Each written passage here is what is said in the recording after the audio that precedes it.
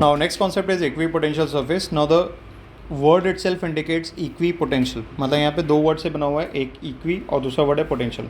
मतलब यहाँ पे क्या हो जाएगा, इक्वल पोटेंशियल हो जाएगा. मतलब एक ऐसा सरफेस जहाँ पे हर एक पॉइंट पे पोटेंशियल आपका सेम रहेगा या इक्वल रहेगा, उस सरफेस को हम लोग क्या कहेंगे, इक्विपोटेंशियल सरफेस कहेंगे. ठीक है. अच्छा, suppose for example here I am having a point charge and let's से point charge is plus Q. अब हमने potential due two point charge का फॉर्मूला क्या पढ़ा था, के क्यू बाई आर. यस और नो. अब मैं काम कर रहा हूँ, आर डिस्टेंस पे एक पॉइंट लेता हूँ. तो let's say this is at a distance of R. तो मुझे तो आर डिस्टेंस पे एक ही पॉइंट रहेंगे कि बहुत सारे पॉइंट्स रहेंगे, बहुत सारे, मतलब थ्री डायमेंशनल अरेंजमेंट रहेगा. तो थ्री डायमेंशनल अरेंजमेंट की अगर आप बात करेंगे तो यहाँ पे एक स्फीयर जैसा अरेंजमेंट बनेगा. यस और नो. यस और नो, क्लियर है यहाँ तक है. और ये जो पूरा सरफेस रहेगा, यहाँ पे हर एक पॉइंट पे पोटेंशियल का वैल्यू कैसा रहेगा, एक्जैक्टली सेम. तो इस सरफेस को हम लोग क्या कहेंगे, इक्वी पोटेंशियल सरफेस कहेंगे. Are we clear. अच्छा, यहाँ पे एक ही इक्वी पोटेंशियल सरफेस रहेगा कि बहुत सारे रहेंगे, बहुत सारे, और वो सारे के सारे कॉन्सेंट्रिक रहेंगे.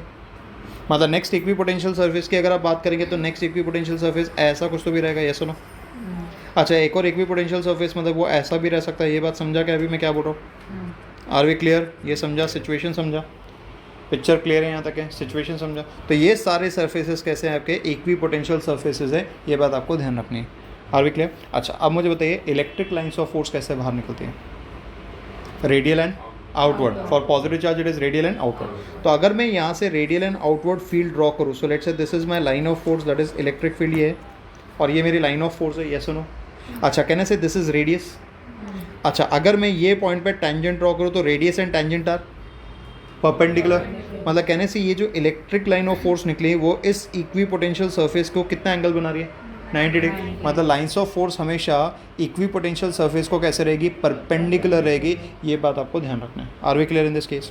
अच्छा, one more property that you need to understand in over here, कि सपोज फॉर एग्जांपल अगर मैं चार्ज ले रहा हूँ और मैं चार्ज को कहाँ से कहाँ मूव कर रहा हूँ, समझो ए से लेके मैं बी की तरफ मूव कर रहा हूँ. यस सुनो.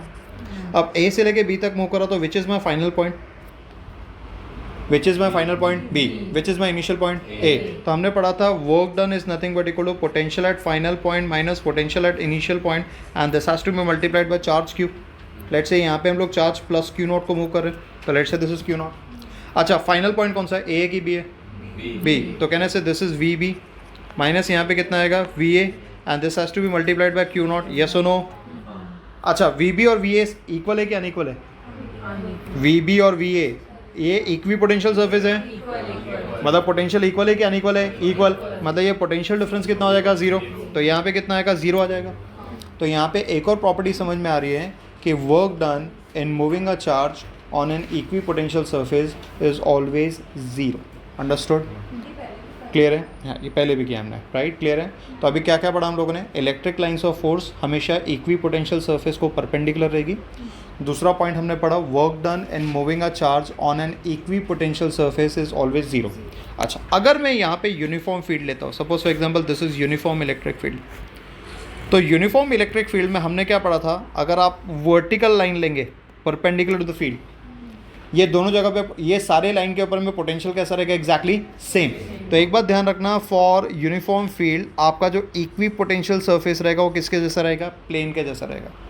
And this plane will make a right angle with the uniform electric field. ये बात आपको ध्यान रखना. Are we clear in this case. अच्छा, एक ही रहेगा कि बहुत सारे रहेंगे, बहुत सारे, सक्सेसिवली आप प्लेस करते जाइए तो वो सारे के सारे सरफेस क्या हो जाएंगे, इक्वी पोटेंशियल. मतलब ये जो सरफेस है, ये कौन सा सरफेस है आपका, this surface is nothing but your equipotential surface. Are we clear with this. यहाँ तक है, पिक्चर क्लियर है, यहाँ तक है, सिचुएशन समझा. चलो, next point of discussion is, दो इक्वी पोटेंशियल सरफेस कभी भी एक दूसरे को इंटरसेक्ट नहीं करेंगे. Two equipotential surfaces will never intersect each other. Reason कैसा है देखिए, सपोज फॉर एग्जांपल यहाँ पे एक चार्ज है मेरे पास में, let's say this charge is plus Q. ये मेरा इक्वी पोटेंशियल सरफेस है. ये समझा क्या मैंने क्या कहा.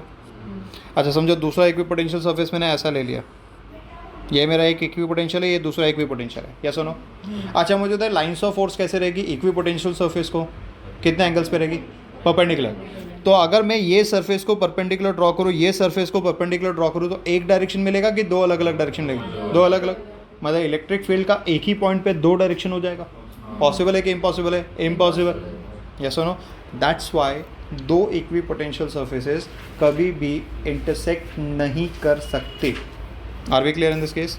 Now next important point that we need to know, देखिए अभी हमने क्या पढ़ा था, electric field it is equal to minus of D V upon D R, yes और no? What does dV represents? Is it potential or potential difference? Potential difference. dr is the separation between the 2 points. अगर मैं dV fix रखता हूँ, if I fix dV, अगर dV constant है तो कहने से ये वाला टर्म मेरा कांस्टेंट हो गया, यस और नो? तो ये E और dr का रिलेशन कैसा होगा, डायरेक्ट होगा कि इनवर्स होगा? इनवर्स, मतलब कहने से E is inversely proportional to dr और I can say dr is inversely proportional to E, yes और no? What does dr represents? Distance, separation. Yes or no? क्या represent करा? Separation. For fixed potential difference. क्या कहा मैंने? Separation for fixed potential. अगर electric field बढ़ेगी तो dr कम होगा, अगर इलेक्ट्रिक फील्ड कम होगी तो dr बढ़ेगा। इसका इंटरप्रिटेशन क्या है मैं आपको समझाता हूँ, देखिए ध्यान से, ठीक है? अभी मैं एक वैल्यू ले रहा हूँ, कुछ वैल्यूज लेके हम लोग कैलकुलेट करेंगे। सपोज फॉर एग्जांपल मैंने एक चार्ज का वैल्यू लिया 10⁻⁻9 कूलम लिया, ठीक है? चार्ज का वैल्यू लिया 10⁻⁻9 कूलम, और मैं इसके वजह से पोटेंशियल निकालना चाहता हूँ अलग अलग पॉइंट्स पे, ठीक है? तो सबसे पहले मैं लेता हूँ कि V1 इक्वल टू 36 वोल्ट्स अगर मैंने लिया तो हमारा फॉर्मूला क्या है पोटेंशियल का? KQ/R, यस और नो? तो यहाँ से मैं R1 का वैल्यू निकालूंगा तो R1 can be written as KQ/V, yes और नो? तो R1 will be equal to कितना है का? K इज 9 × 10⁻9, Q का वैल्यू कितना है मेरा? 10⁻−9, V का वैल्यू कितना है? 36, तो ये कैंसिल हो जाएगा। 9/36 how much? 1/4। So I can say R1 is equal to कितना आएगा? 1/4, और I can say call it as 25 centimetres. 1/4 metre होगा विच इज इक्वल टू 25। चलिए अब मैं यहाँ पे एक और पोटेंशियल ले रहा हूँ, लेट्स से V2 ले रहा हूँ, and let's say I am taking it as 27 volts. दोनों के बीच में गैप कितना है? 9 वोल्ट्स का गैप है। कितने वोल्ट्स का गैप है? 9। चलो तो अभी यहाँ पे क्या हो जाएगा? So R2 can be written as KQ/V2 आ जाएगा। चलिए let's substitute the values. K is 9 × 10⁻9, Q is 10⁻−9 and V is how much? 27। तो कितना मिलेगा? This will be equal to 1/3 metre, and 1/3 metre is how much? 33.33 centimetres, yes और no? चलिए again I am taking V3 and let's say I am taking V3 as 18 volts. इनके बीच में भी gap कितना है? इनके बीच में गैप कितना है? मतलब कहने से पोटेंशियल डिफरेंस सेम है, ये दोनों सरफेस के बीच में और ये दोनों सरफेस के बीच में पोटेंशियल डिफरेंस सेम, मतलब डीवी का वैल्यू फिक्स हो गया, हाँ है ना? अच्छा अब यहाँ पे बात करेंगे R3 का वैल्यू, तो R3 will be equal to KQ/V3 आएगा। तो यहाँ पे कैलकुलेट करने के बाद में आपको मिलेगा 9 × 10⁻9 × 10⁻−9 डिवाइडेड बाय 18। तो ये कितना आएगा? हाफ आ जाएगा। हाफ मीटर इन्हें कितना centimetre? 50 centimetre. And last value which I am taking is V4 which is equal to 9 volt. और अगर आप इसका वैल्यू कैलकुलेट करेंगे, इसके लिए डिस्टेंस निकालेंगे, तो that is going to come out as 1 metre which is equal to 100 centimetre. ठीक है, now if I draw the diagram for all these calculation, तो देखिए कैसा आएगा, देखिए ध्यान से। ठीक है, डायग्राम में ड्रॉ करो। सपोज यहाँ पे मेरा चार्ज है, let's say this is +Q। Then next, अब पहला वाला रेडियस छोटा रहेगा। ठीक है, पहला वाला रेडियस कितना? 36 वोल्ट के लिए 25 सेंटीमीटर, तो समझो इतना मेरा 25 है। तो ये पूरे सरफेस पे मेरा जो पोटेंशियल रहेगा, ये पूरे सरफेस पे मेरा जो पोटेंशियल रहेगा कितना रहेगा? 36 वोल्ट रहेगा। यस और नो? नेक्स्ट, उसके बाद में कितना है? 27 वोल्ट। कितना रेडियस कितना है? 33 मतलब यहाँ पे इतना रहेगा, समझो 27 से 25 से 33 मतलब इतना कुछ तो भी रहेगा। ये पूरे सरफेस पे पोटेंशियल कितना रहेगा? 27 वोल्ट। फिर कितना रहेगा? अच्छा, ये गैप कितना है? 25 और 33.33 ना। डिस्टेंस कितना है? ये डिस्टेंस कितना है? डेल्टा आर का वैल्यू 8.33, और ये पोटेंशियल डिफरेंस का वैल्यू कितना है? डेल्टा वी का वैल्यू कितना है? 9 वोल्ट्स। यस और नो? अच्छा, अब उसके बाद में आगे वाला सरफेस, आगे वाला सरफेस मतलब यहाँ पे आएगा 50 सेंटीमीटर है हमारा रेडियस। यस और नो? अच्छा, ये कितना वोल्ट है? 18 वोल्ट्स।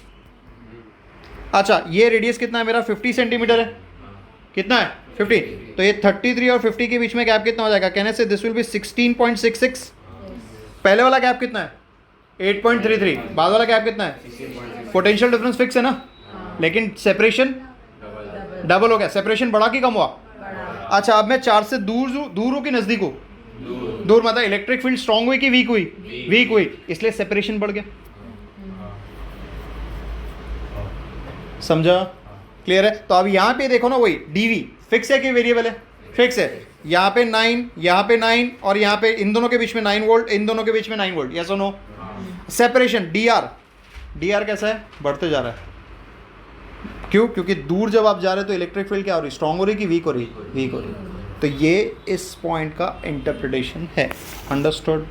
Are we clear? मतलब जब आप शुरुआत में बात करोगे ना, near to the charge, electric field stronger और वीकर? स्ट्रॉन्गर। तो आपके जो इक्वी पोटेंशियल सर्फेसेज है जिनका fixed value of potential difference है, equipotential surfaces having fixed value of potential difference, they will be closer, and as you go away from the charge, equipotential surfaces having fixed value of potential difference, उनके बीच में का separation क्या हो जाएगा?